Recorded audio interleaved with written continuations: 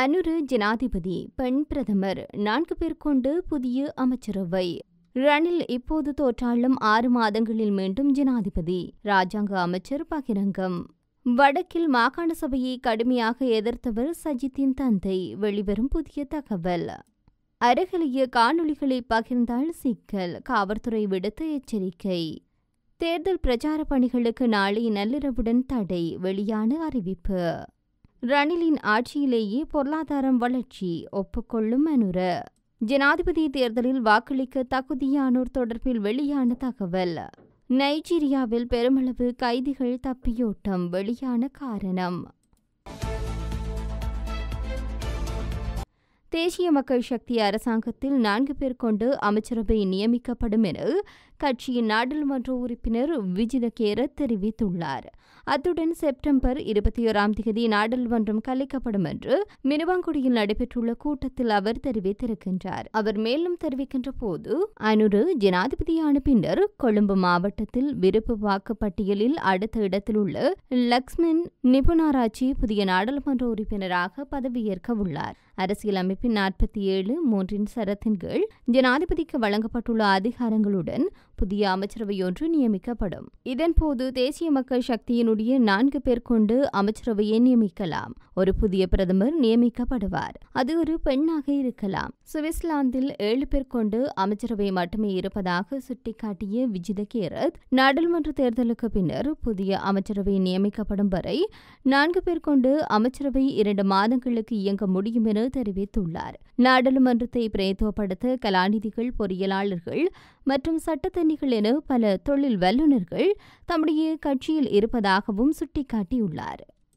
ஸ்ரீலங்கா ஜனாதிபதி தேர்தலில் தற்போதைய ஜனாதிபதி ரணில் விக்ரமசிங்க தோற்றாலும் 6 மாதங்களில் மீண்டும் ஜனாதிபதி ஆவார் என தகவல் வெளியாகியுள்ளது. எதிர்வரும் 21 ஜனாதிபதி தேர்தல் நடைபெறவுள்ள நிலையில் ராஜாங்க அமைச்சர் அனுராதா ஜெயரத்ன இவ்வாறு தெரிவித்துள்ளார். அத்துடன் ரணில் விக்ரமசிங்கனுடைய வெற்றியை உறுதி செய்ய இனமத பேதங்களின்றி இணைந்து செயல்பட முடியும் எனவும் அவர் மேலும் தெரிவித்துள்ளார்.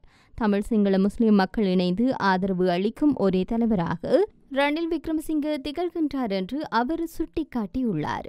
இந்த நிலையில் வேறு வேட்பாளர் ஒருவர் தேர்தலில் வெற்றியீட்டி ஜனாதிபதியாக நியமிக்கப்பட்டாலும் 6 மாதங்களில் ரணில் விக்ரமசிங்க மீண்டும் நாட்டின் ஜனாதிபதி ஆவார் என அவர் மேலும் தெரிவித்துள்ளார். இதேவேளை ஸ்ரீலங்கா ஜனாதிபதி தேர்தலில் 39 வேட்பாளர்கள் போட்டியிடும் நிலையில் நாடளாவிய ரீதியில் தேர்தல் பிரச்சார நடவடிக்கைகள் சூடுபிடித்துள்ளமை குறிப்பிடத்தக்கது.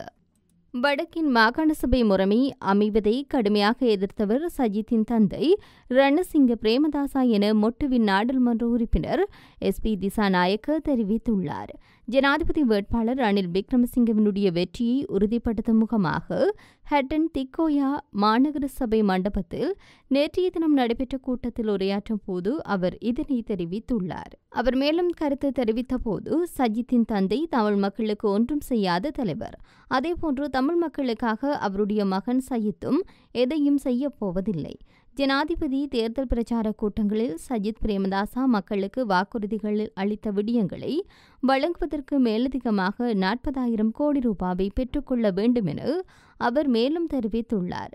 சஜித் பிரேமதாசா எதிர்வரும் 22 தவறுதலாக நாட்டின் ஜனாதிபதியாக பதவியேற்றால் அவருக்கு இந்த பணம் தேவைப்படும் என அவர் மேலும் தெரிவித்துள்ளார். 2015 அவர் வீடமைப்பு அமைச்சரானார். அது நான் உருவாக்கிய அமைச்சு. அந்த அமைச்சிடம் போதுமான பணம் உள்ளது. வீடற்ற ஒருவருக்கு நாட்டில் எங்கும் வீடு கட்டி கொடுக்க முடியும் என தோட்டத்தில் வீடு கட்டியவர் சஜித் பிரேமதாசா என அவர் மேலும் தெரிவித்துள்ளார். அரசியல் ஆதாயத்திற்காக 2022 அருகிலேய போராட்டத்தின் போது வன்முறை நிகழ்வுகள் தொடர்பான தவறான காணொளிகளை பகிரும் நபர்களுக்கு எதிராக சட்ட நடவடிக்கை எடுக்கப்படும் என்று காவல்துறை தெரிவித்துள்ளது. கட்டுநாயக்க விமான நிலையத்திற்கு அருகில் வாகன சோதனைகள் மற்றும் 2022 மே மாதம் 9 ஊரடங்கு சட்டம் நடைமுறையில் இருந்த காட்சிகள் என நாட்டின் பல்வேறு பகுதிகளில் இடம்பெற்ற சம்பவங்களின் காணொளிகள் சமூக ஊடகங்களில் மீள பரப்பப்படுவது தெரியவந்துள்ளதாக காவல்துறையினர் தெரிவித்துள்ளனர். இந்த காணொளிகள் கடந்த கால நிகழ்வுகளை நடப்பு நிகழ்வுகளாக காட்டி தவறான கதையை உருவாக்கி பொதுமக்களை தவறாக வழிநடத்தி சட்ட ஒழுங்கை சீர்குலைக்கும் வகையில் இருப்பதாக காவல்துறையினர் குறிப்பிடுகின்றனர். இதுபோன்று சரிபார்க்கப்படாத காணொளிகளை சமூக ஊடகங்களில் பகிர்வதை தவிர்க்குமாறு பொதுமக்களை காவல்துறையினர் வலியுறுத்தியுள்ளனர்.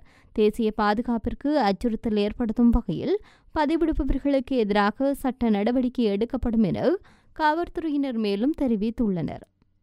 ஜனாதிபதி தேர்தலுக்கான வேட்பாளர் மற்றும் கட்சிகளின் பிரச்சார பணிகளுக்கு நாளை நள்ளிரவுடன் தடை விதிக்கப்பட்டுள்ளதாக அறிவிப்பு வெளியாகியுள்ளது. இந்த விடயத்தினை தேர்தல்கள் ஆணையாளர் நாயகம் சமன் ஸ்ரீ ரத்நாயக்க தெரிவித்துள்ளார். இந்த நிலையில் நாளை நள்ளிரவுக்கு பின்னர் தேர்தல் பிரச்சாரம், பேரணி, துண்டு பிரசுர விநியோகம் மற்றும் வேட்பாளர்களை ஊக்குவிக்கும் வகையில் ஏதேனும் செயற்பாடுகளில் ஈடுபடுகின்றவர்கள் தொடர்பில் விசேட கவனம் செலுத்தப்பட்டுள்ளது. அதன்படி அவர்களுக்கு எதிராக சட்ட நடவடிக்கை எடுக்குமாறு காவல்துறையினருக்கு அறிவித்துள்ளதாக அவர் மேலும் தெரிவித்துள்ளார். இதேவேளை ஜனாதிபதி தேர்தல் தொடர்பில் இதுவரை தேர்தல் ஆணைக்குழுவிற்கு 4411 முறைப்பாடுகள் கிடைக்கப்பெற்றுள்ளதாக தெரிய வருகின்றது. தேசிய தேர்தல் முறைப்பாட்டு முகாமைத்துவ நிலையத்திற்கு 1379 முறைப்பாடுகளும், மாவட்ட தேர்தல் முறைப்பாட்டு முகாமைத்துவ நிலையங்களுக்கு 3032 முறைப்பாடுகளும் கிடைக்கப்பெற்றுள்ளதாக அறிவிக்கப்பட்டுள்ளது. தேர்தல் விதிமுறைகளை மீறியமை தொடர்பில் 4000க்கும் மேற்பட்ட முறைப்பாடுகளும், வன்முறை சம்பவங்கள் தொடர்பில் 30க்கும் மேற்பட்ட முறைப்பாடுகளும் பதிவாகியுள்ளன. அதே நேரம் கிடைக்கப்பெற்ற மொத்த முறைப்பாடுகளில் 3828 முறைப்பாடுகள் தீர்த்து வைக்கப்பட்டுள்ளதாக தேர்தல்கள் ஆணைக்குழு அறிவித்துள்ளமை குறிப்பிடத்தக்கது.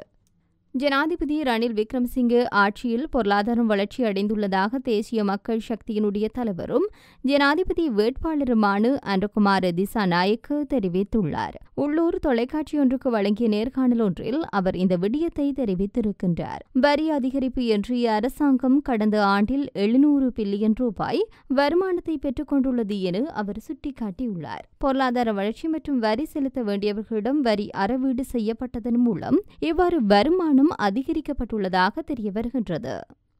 எதிர்வரும் 21ஆம் தேதி நடைபெறவுள்ள ஜனாதிபதி தேர்தலில் வாக்களிப்பதற்கு 1,71,40,354 பேர் தகுதி பெற்றுள்ளதாக தேர்தல் ஆணைக்குழு தெரிவித்துள்ளது.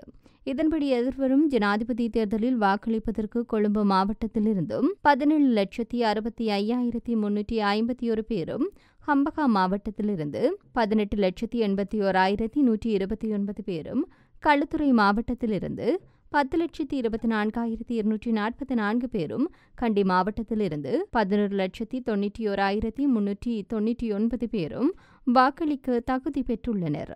நைஜீரியாவில் போர்னோ மாநிலத்தில் கடும் வெள்ளத்தை தொடர்ந்து சிறையில் அடைக்கப்பட்டிருந்த சுமார் 274 கைதிகள் தப்பி சென்றுள்ளனர் என்று நைஜீரிய சீர்திருத்த சேவை தெரிவித்துள்ளது. இந்த நிலையில் வெள்ளப்பெருக்கினால் மேற்கு மற்றும் மத்திய ஆப்பிரிக்கா முழுவதும் 1000க்கும் மேற்பட்டோர் இறந்ததாக உதவி நிறுவனங்கள் தெரிவித்துள்ளன. ஆரம்பத்தில் 281 கைதிகள் பாதுகாப்பான இடம் ஒன்றுக்கு மாற்றப்பட்டிருக்கின்றனர். இதன்போது 274 பேர் தப்பி சென்றுள்ளதாக தெரிய வருகின்றது. இதனை அடுத்து கைதிகளை தேடும் பணி தொடர்ந்து நடைபெற்று வருகின்றது.